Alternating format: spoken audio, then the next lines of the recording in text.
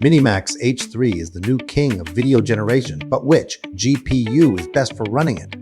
I have run tests on all the top-of-the-line GPUs, and you will probably be very surprised by the results. In this video, I'll walk you through those results and how I did the test, and also how you can verify the results yourself. Welcome to B Explains Everything.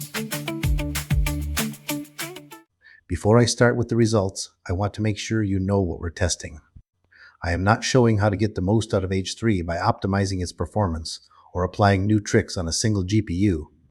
This is a comparison that shows you how various GPUs compare to each other. Using the current Runpod prices, I'm also going to tell you what it costs to create the various clips on each GPU. There's no quality difference between the GPUs. Quality is determined by the model, the prompt, and other input, not which GPU runs it. You can test this by using a fixed seed for each run across the various GPUs, although I did not do that here. I am testing the RTX 390, 4090, and 590, as well as a massive monster, the B200. Spoiler alert, I'm sure you won't be as surprised to know that the B200 is the fastest, but it is also, by far, the most expensive and definitely not consumer-friendly. So is the extra speed worth the extra cost? Stick around and find out. I have run 4 videos on each GPU to show various times it takes to render. I'm using the default text-to-video workflow from Comfy UI, link in the description, and I'm not making any changes to it other than the length and resolution of the videos. That means that you can run exactly the same test to see how your GPU compares. You literally just drag the text-to-video workflow onto your Comfy UI canvas and run the test you want to compare. First, I'm running a 1-second clip whose purpose is to load the model into memory. This can take a minute or two, so I wanted to get that done to avoid affecting the next and more realistic tests. The next videos I run are a 5-second 0.4 megapixels video, then a 10-second 0.4 megapixel video, and finally a 5-second 2K video. That gives us a total of 4 videos to compare for each GPU, although the first really is just to optimize model loading. Let's start looking at the results then, and first up, the 390. This is an aging GPU that still packs a punch. It has 24 GB of VRAM, but it is a previous generation and it shows. It is the slowest model today, but also the cheapest, and it is a lot more accessible for consumers. On Runpod, it's 50 cents per hour right now. If you want to buy one for yourself, at the time of this writing, I can see 390s on eBay and Amazon between $1,000 and $1,300, which is a lot for any component, but still much cheaper than the other cards. In terms of performance on this test, the 390 is slow and cheap and taking over an hour to render the 2K 5-second video. Interestingly, it takes only 272 seconds to render the first 1-second clip, which is mostly memory loading. For a bit of an early reveal, that's only twice the time as the B200, which if you were able to buy just one, can easily cost 50 times as much. Moving on to the 4090, this is a more powerful card but also twice as expensive to buy. Like the 3090, it features 24 GB of VRAM, but with a newer generation of GPU and faster memory. If you want to buy one, Amazon currently has them from $2,500 up to $3,500. On Runpod, they cost around 74 cents per hour on Runpod's secure cloud. The performance is much faster than the 390, finishing the 2K render in less than half an hour. However, the first 1-second clip with the model loading still takes 200 seconds, which is just 30% faster than the 3090. The model loading is a heavy process, as we can see now. Finally, the last consumer hardware for this test is the 590, the current king of the home GPUs. It sports a massive 32 GB of VRAM, 9 more than its older siblings, and NVIDIA's latest generation of chips. All that power costs 2 arms and 2 legs, or upwards of $6,000 if you can find it. I have seen these sold over $10,000. On Runpod's secure cloud, it will cost you 99 cents per hour. As you can see, the performance is incredible. I would be very disappointed if I chose to buy a 590 instead of a new apartment and then didn't get stellar performance. However, surprisingly, it's only a third faster than the 4090 on the 2K video. Compared to the 30 minutes for 4090, the 590 still needs 20 minutes for the 5-second clip. Further, if you look at the first clip, it takes 160 seconds to load the model and render a single-second clip.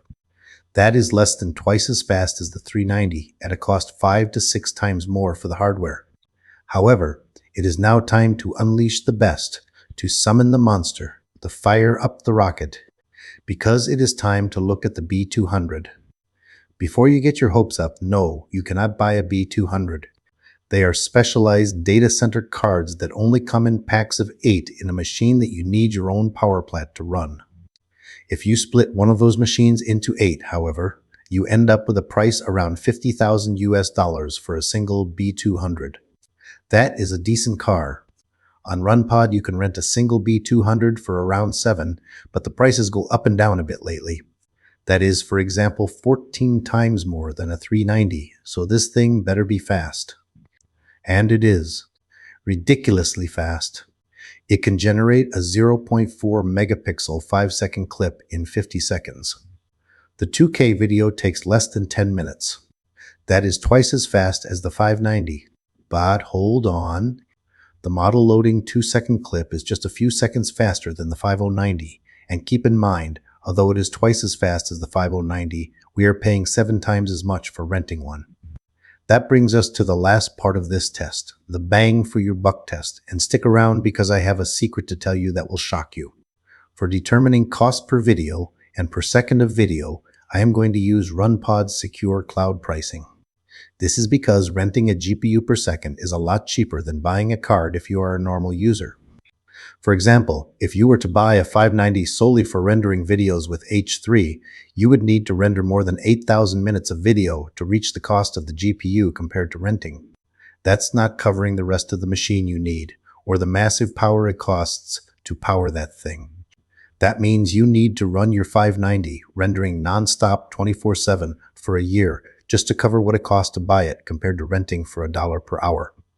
And guess what? That means you have a 590 in a year when it is likely the 690 is just around the corner, so it will be like having a 490 now. It's not bad, it's just not the best anymore. I recommend most people rent GPUs rather than buy. It's much more affordable for normal use. For example, rendering a video like this costs me around $6.8 on Runpod. Because I do that around once a week, I effectively have a cost of around $400 a year to use a 5090 when I need it. For the purchase price, I can render long-form YouTube videos for 12 years.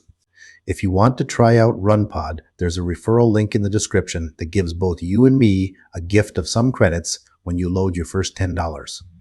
By using that code, you also help the channel. Do your own math, but let's look at the cost per video and second, and you have something on which to base your decision. As you can see, not surprisingly, the 590 comes out on top using Runpod's secure cloud. Yes, the B200 is much faster, but even more expensive, so much that the cost per video and per second is twice as high as the 390. The 390 also predictably is the overall loser among the consumer hardware. The test harness run here costs 75 cents, which still isn't horrible, at least not compared to the B200, which costs more than twice that. But I have a secret to tell you, something that will shock you. You may have noticed that I keep talking about Runpod's secure cloud prices. That's what I recommend anyone using for any work that requires predictability. However, Runpod also has something called Community Cloud. This is a service that uses third-party providers for hardware. It is not guaranteed to be stable by Runpod. The prices on the Community Cloud are much lower than the Secure Cloud.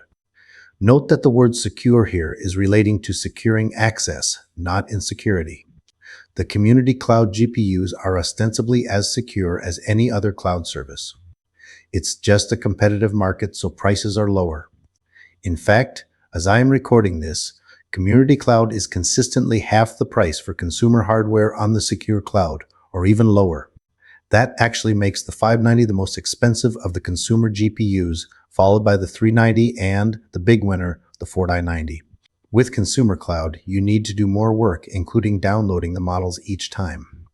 It is a very different service than Runpod's Secure Cloud, and from my experience, reliable access is the biggest problem. Plus, you need to set up the pods every time. It's a hassle, but a cheap way to test something quickly, if you know how to manage Comfy UI and its models, for example. We've reached the end of the video, and I hope you found this useful enough to hit like and subscribe, and if you didn't, feel free to yell at me in the comments.